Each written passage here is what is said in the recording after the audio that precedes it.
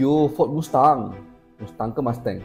Harga sebuah kereta ni RM290,000 tahun 2021. Down payment 30% jadi RM87,000. Engine dia besar weh, 5.0. Road tax setahun adalah RM11,130. Insurans dia kosong NCD RM8,015. Lagi rendah daripada road tax. Totalkan down payment, road tax dan insurans. Jadi untuk upfront payment kena ready RM106,145. Monthly installment untuk 7 tahun bulan-bulan adalah RM2,839. Total untuk yearly payment pula adalah RM34,068. Kita kira pula dia punya yearly expenses. Road tax RM11,130. Servis kita prepare 4,000 setahun dan wear and tear kita allocatekan 5,000 setahun. Jadi untuk yearly expenses adalah RM20,130. Tambahkan yearly payment dengan yearly expenses.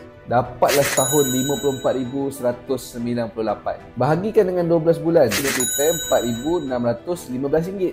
Persoalannya berapa gaji yang sesuai kalau kita nak beli kereta ni? Let's say kita nak gunakan 20% daripada income kita untuk bayar. Ada income bersih sebulan sebanyak RM22,580. Nak gunakan 30% sebulan untuk bayar kereta ni. Jadi pendapatan bersih sebulan kita kena ada adalah sebanyak RM15,053. So kereta apa yang kita patut kira selepas ni? Cuba